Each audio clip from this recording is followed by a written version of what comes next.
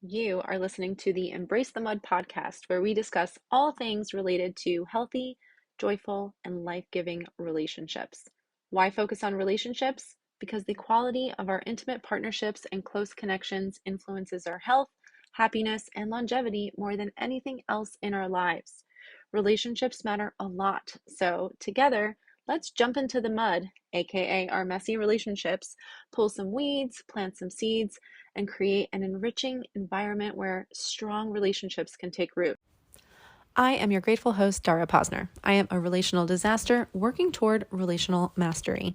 I am also a positive psychology coach, a relational mindset coach, a blogger, and now a podcaster.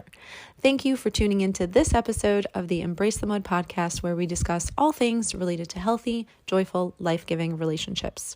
If you are a fan of this podcast, please subscribe, follow, like, review, and share. Your engagement in this way is crucial to the success of the podcast, and I appreciate you taking just a few seconds to support my mission, which is to help people like you flourish in life and love.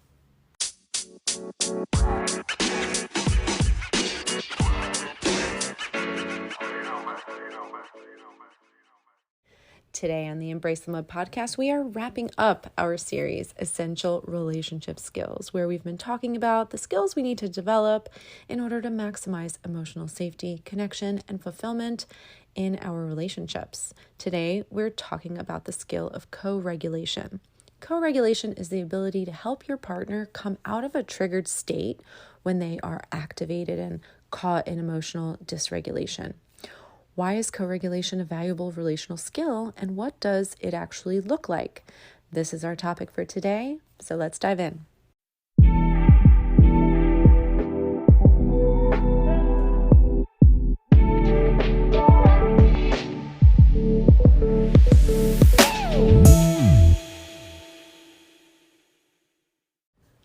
I'm so excited to dive into our conversation today about how to emotionally co-regulate in your relationships. Such an important thing to be able to do for each other as partners.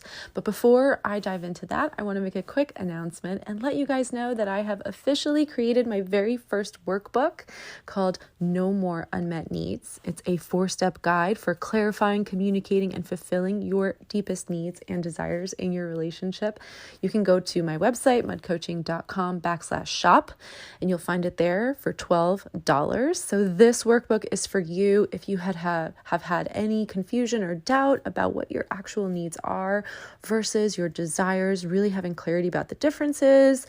And then I provide a template in the workbook for having a needs-based conversation with your partner. So really setting yourself up for success and talking about your needs with your partner, asking for what you need in a way that is going to maximize the outcome of your partner responding in the affirmative and following through, and just having more consistent fulfillment of your emotional needs in your relationship. And there's a lot more to it than that. It's 16 pages long.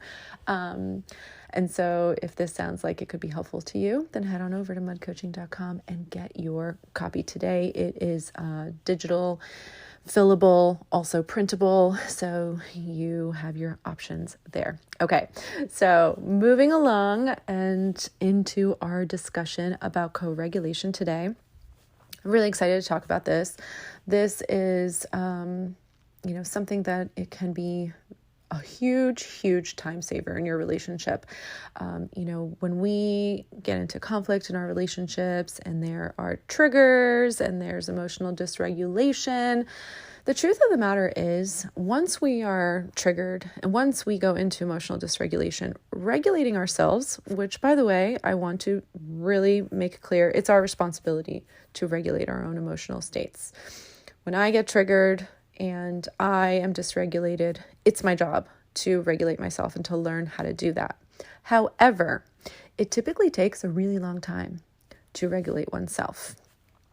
There is a journey ahead, especially once you sort of really get out of that window of tolerance and you're in dysregulation. Sometimes it can take hours depending on the situation, for your nervous system to totally restabilize again and for your prefrontal cortex to come back online, which enables you to think clearly and rationally again. Because the truth is, when we're in survival mode, we're not thinking rationally. We're thinking purely from an emotional place, and we're focused solely on ourselves, our own survival, this own, sense that we are under threat, and getting ourselves back into safety.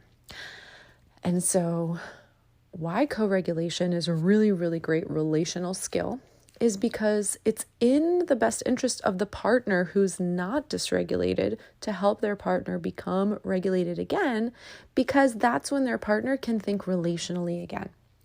This to me is one of the biggest reasons to make this a priority in your relationship, is because when your partner is dysregulated, they can't think about you. They're in their survival brain, and that part of the brain knows nothing about relationship. So helping them get out of survival mode and have their wise adult part of their brain, their prefrontal cortex, come back online is what's going to be best for both of you, right? And absolutely what's best for the relationship. So how do you do that? You're in conflict with your partner, all of a sudden, they are, the whoosh, as Dr. Terry Real calls it, has happened, right? They're now going into their survival mechanisms, whether that be fight, flight, flee, and you're seeing this happening before your eyes, and you, fortunately, are still rooted in, your own calmness. You're still able to, think clearly, think rationally. You're observing what's happening. What can you do? Well, the best thing that you can do to set yourself up for success in the situations is to have a conversation with your partner during a calm time where there's no conflict, neither of you is angry or pissed off, and you can talk about, when this happens, what would be helpful to each of you, right? So we're gonna take it from the approach of, you're the one listening to this podcast, so you're going to have a conversation with your partner about what would help them. And so you go to them and you say, let's talk about your triggers. And so first of all, becoming aware of what triggers your partner. So that's a preventative sort of thing that you want to do, which is a part of co-regulation, is just be aware of your partner's sensitivities, of your partner's trigger points, and get as much clarity about that as you can. And then asking them, when you're triggered, what would help you to be able to calm yourself? How can I help you re-regulate more quickly? What are things that I can say? What are things that I can do? What are the things I can remind you of?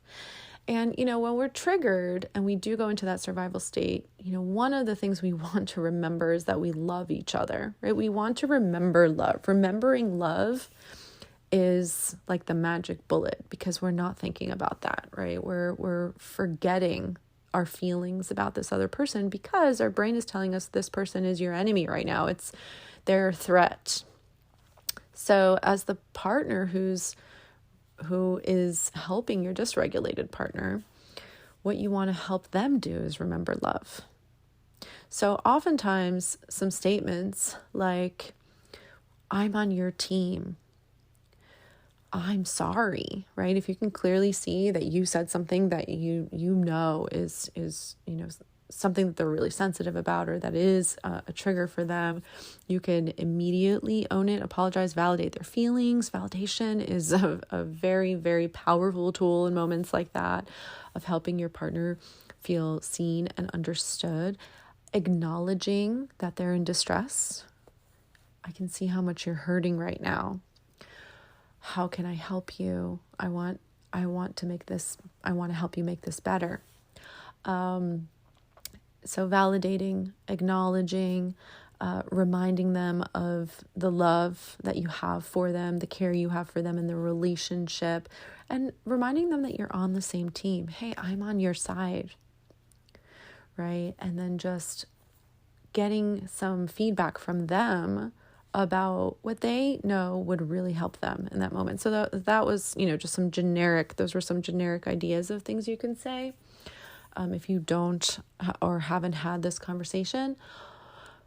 But having a conversation will be really helpful, right? And then in that moment, if they've said, here's what would help, and then you do that, they'll also feel seen and loved just by that simple fact that, you're drawing on what they've communicated to you in the past, which should carry some weight. So that's essentially what co-regulation is about, is helping your partner re-regulate. Now, of course, you can just be like, hey, you're triggered, let me give you some space. Let's come back to this conversation, a little bit later when we're both feeling calm. That is an option. You can do that, and there's nothing wrong with that, right? And then just giving them some time and space and exiting the conversation with the promise of, we're going to come back and talk about this very, very soon, and be, specific about it. Maybe let's come back together in an hour or whatever it might be.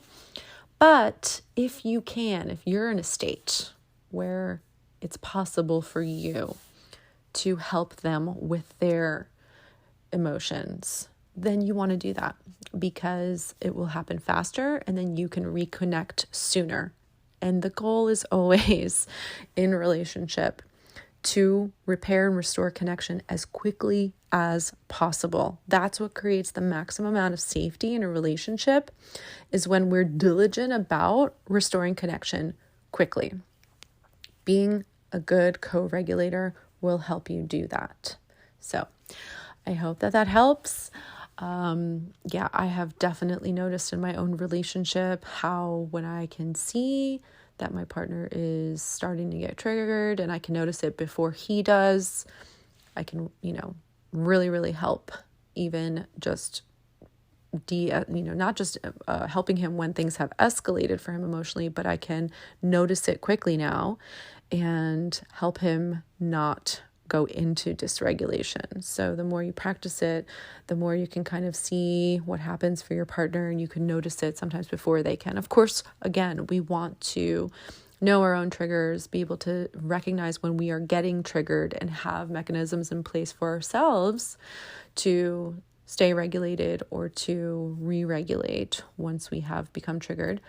But sometimes it happens really, really quickly. We're just all of a sudden outside of our own window of tolerance. And it's so helpful when we have a partner who knows what to do and how to help us in those moments, which is ultimately helping the relationship in those moments and helping ourselves too. As the co-regulator, you're helping yourself because you're helping your partner get back to a place where they can be thinking about you and your needs and the relationship once again. That's all I have for you today. This concludes our series, Essential Relationship Skills.